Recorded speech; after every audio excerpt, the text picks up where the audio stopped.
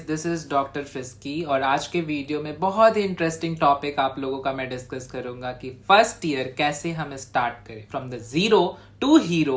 कैसे मुझे आगे प्रोसीड करना है कि मैं कैसे स्टार्ट करूं। सबका क्वेरी है कि भाई फर्स्ट ईयर कैसे पढूं, कैसे स्टार्ट करूं, कौन सा वीडियो देखूं, कौन सा चैनल देखूं, कैसे कैसे कैसे आगे प्रोग्रेस करूं।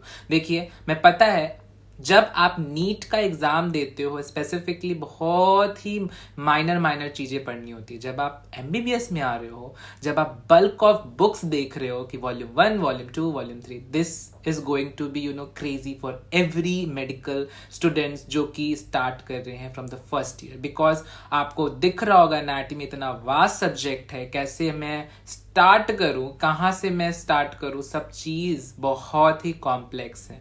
मैं आपको बहुत ही बेसिक चीज बताऊंगा, स्ट्रैटेजीज बताऊंगा जो कि आपके लिए काफी हेल्पफुल होगा। सुनिए अच्छे से, स्पेशली उन लोगों को जो अभी भी डिलेमा में है, कंफ्यूजन में है कि मुझे कॉलेज अच्छा मिला कि नहीं मिला। देखिए, जो कॉलेज मिला है उसमें आप संतुष्ट रहिए, सेटिस्फाइड रहिए, बिकॉज आपको पता है कि अब आपका चेंज नहीं हो सकता। ठीक है, जो भी चीज हो चुका है आप उसमें अच्छा खोजने की कोशिश करिए। ठीक है, जिनको कॉलेज नहीं मिला है आप स्ट्रे में ढूंढने की कोशिश करिए, या तो आप आगे के प्रिपरेशन से, या तो कोई भी अगर आपको डाउट हो रहा हो आप मेरे से जुड़िए ताकि मैं आपको अच्छा गाइडेंस दे पाऊँ। ठीक है, सभी को पता है कि मैं फालतू का गाइडेंस किसी को भी नहीं देता। मैं एम देयर फॉर यू। ये चैनल आपके लिए हमेशा रहेगा कि आपको एक अच्छा गाइडेंस मिल पाए।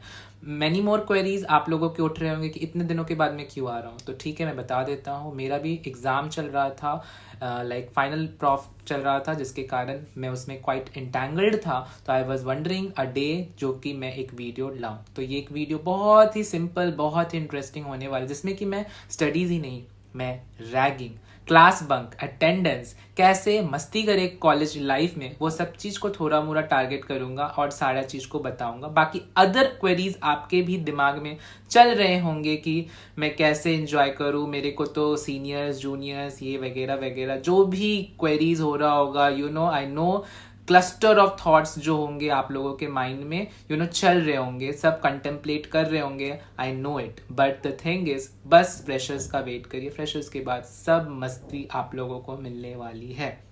ठीक है, सबसे पहली स्ट्रैटेजीज जो है वो मैं डिस्कस करूंगा। सबसे पहला जो थिंग है वो है ragging only. Why ragging? Because आप लोगों को वो चीज जो है उभर के कोई नहीं आ पाता है फर्स्ट ईयर में। देखिए, सबसे पहली चीज रैगिंग जो है, अगर आप अच्छे वे में ले रहे हैं तो आपको कोई दिक्कत नहीं है। ठीक है, बहुत सारे लोग जो होते हैं फन जोन, बिकॉज देखिए आप भी कल को सीनियर बनेंगे, आप भी उस जोन में जाएंगे और आप भी वो चीज करेंगे। बट हाँ, रैगिंग जो है अगर बियॉन्ड द लिमिट हो रहा है, you can complain. I am not specifically मैं इसको प्रमोट नहीं कर रहा, मैं इसके अगेंस्ट ही हूँ। बट हाँ, आई नो इट, थोड़ा मस्ती मजाक चलता है जो कि बियॉन्ड द लिमिट क्रॉस नहीं करना चाहिए। एंड इनफैक्ट कर भी नहीं रहा है, बिकॉज एनएमसी के पॉलिसीज काफी टाइट एंड स्ट्रिक्ट हैं। ठीक है, सब जानते हैं क्या क्या चीज, क्या अच्छा है क्या चीज नहीं है। बट हाँ, एक चीज गाइड करूंगा सभी लोगों को कि अपनी हॉबी जो है एकदम बोरिंग बताइए, जिसके कारण आपको कोई टारगेट ना करे। बिकॉज बेसिकली जो होता है ना, लोग आपके इंटरेस्ट, लोग आपके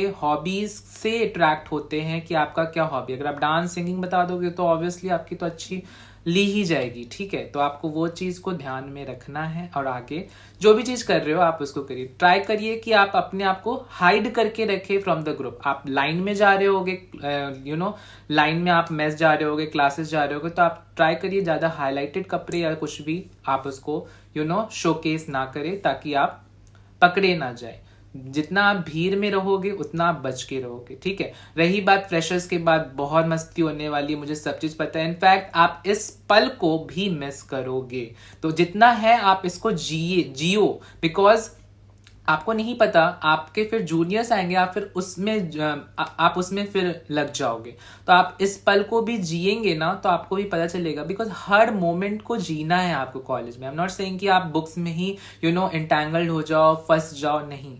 आप मस्ती भी करो, पढ़ाई भी करो और सब चीज करो। The second thing would be, आप लोगों को पढ़ाई किससे करनी है। देखिए, बहुत सारे प्लेटफॉर्म्स चल रहे हैं, लाइक मैरो चल रहा है, प्रिपलैडर चल रहा है, डॉग ट्यूटोरियल चल रहा है, बहुत सारे प्लेटफॉर्म्स है। ठीक है, पीडब्ल्यू भी चल रहे हैं। द थिंग इज, आपको चुनना है कौन सा आपको प्लेटफॉर्म लेना है। देखिए, अगर आप ले रहे हो, आपका कॉन्सेप्ट क्लियर होना चाहिए। द थिंग इज, कंसेप्ट अगर क्लियर है, आप कहीं से भी पढ़ रहे हो, आप पेपर अच्छा लिखोगे। प्रेजेंटेशन आपका अच्छा होना चाहिए।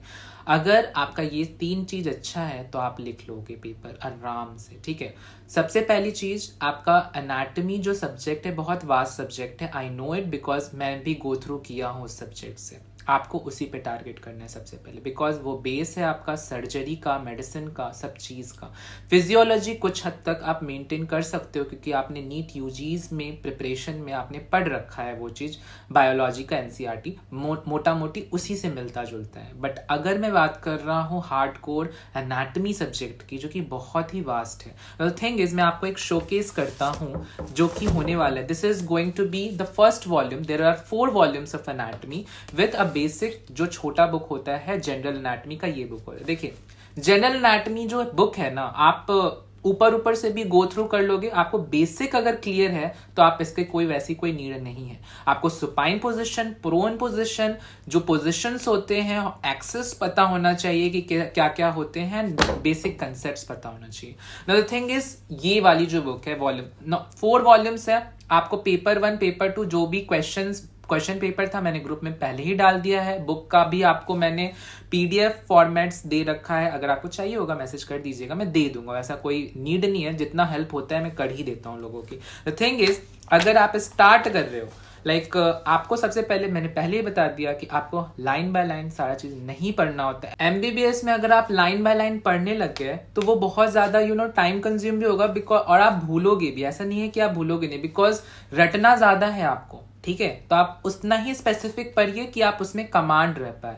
और दूसरी चीज, आप ग्रुप डिस्कशन करिए। ये नहीं कि मैंने जो पढ़ लिया वो मैं किसी को बताऊंगा नहीं। आप ग्रुप डिस्कशन करेंगे ना तो आपको ज्यादा देर तक वो माइंड में स्टोर रहेगा। ये आप लिख के ले लीजिए, चाहे कोई भी ईयर हो जाए, first year, second year, third year, कोई भी ईयर हो जाए। आप जितना डिस्कस करोगे ना अपने फ्रेंड्स के साथ, वॉक पे, खाने में, बातचीत करते हुए कि अच्छा ये पता है तुम्हें, ये इंसर्शन कहाँ होता है, ऑरिजिन कहाँ से होता है, ये बोन क्या है, चाहे कोई भी, आपको ज्यादा पता चलेगा। ग्रुप डिस्कशन करिए, ट्राई करिए, आप फ्रेंड्स को थोड़ा सा एंथुजियाज्म क्रिएट करने का कोशिश करिए कि ऐसे पढ़ना है, मैंने ऐसे पढ़ा है, तुमने कैसे पढ़ा है। तो उससे आपको पता चलेगा कि भाई उसके माइंड में क्या नॉलेज है, मेरे माइंड में क्या नॉलेज है। तो आप वहां से ग्रास्प करोगे। जितना आप ग्रास्प करोगे ना चीजों को, वो ज्यादा आपका कंसेप्ट क्लियर करेगा।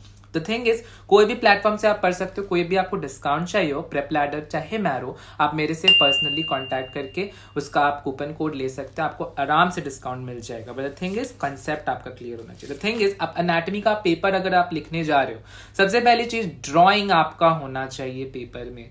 बेसिक चीज यही है एनाटॉमी। आप ड्राइंग प्रैक्टिस करिए। ड्राइंग के साथ साथ आपको सारा चीज लिखना है। आई एम नॉट टेलिंग ये ही बुक मैं प्रेफर नहीं कर रहा। विश्राम सिंह का ड्राइंग भी ले सकते हैं। विश्राम सिंह बहुत ही अच्छी बुक है, वो भी आपका जो है इजीएस्ट वे में, कन्वीनियंट वे में सारा चीज एक्सप्लेन है। आप कोई भी बुक फॉलो कर सकते हो, चाहे आप ग्रेज भी करना चाह रहे हो कर सकते हो, कोई दिक्कत नहीं।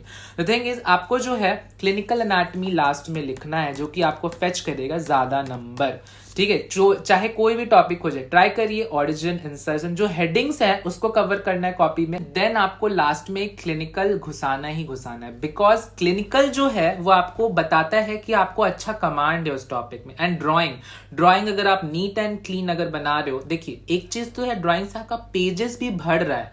जल्दी आप ड्रॉ कर रहे हो, पेज भरेगा तो ऑब्वियसली नंबर ऑफ पेजेस आपके बढ़ रहे हैं, और लिखना भी आपका हो रहा है। Plus clinical headings neat and clean रखिए, पेपर प्रेजेंटेशन अच्छा है तो आप लिख के पेपर एकदम अच्छा से आप करके अच्छे नंबर लेकर आ जाओगे। स्पेसिफिकली आपको पढ़ना है, जो इंपॉर्टेंट टॉपिक्स है वो भी मैंने ग्रुप पे डाल दिया है, आपको चाहिए होगा आप मांग लीजिएगा मेरे से। द थिंग इज, आपको एनाटॉमी पे ही फोकस करनी है, because anatomy is the major subject जो कि बल्क में है।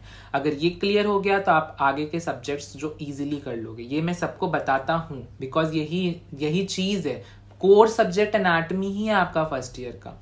नथिंग इज फिजियोलॉजी में जो आपका बुक है ना, वो आप कोई भी बुक फॉलो कर सकते हो। AK जैन हो जाए, सैम्बुलिंगम हो जाए, चाहे आपका मेन जो टेक्स्ट बुक है आप वो भी फॉलो कर सकते हो। बट आपको जो है सैम्बुलिंगम में बोलूंगा फॉलो करने के लिए। वाई? बिकॉज सैम्बुलिंगम में अगेन हेडिंग्स बहुत ही क्लियर कट दिए हुए हैं, जिसके कारण अगर आप हेडिंग्स ही पढ़ के चले गए एग्जाम के जस्ट पिछले वाले दिन, तो आप लिख दोगे, बिकॉज आपका नीट यूजी से पहले आपने पढ़ रखा है वो सारे कंसेप्ट, तो आपको बस हेडिंग्स पता है, ड्राइंग पता है, आप लिख दोगे पेपर अच्छे से प्रेजेंटेशन करके, ठीक है।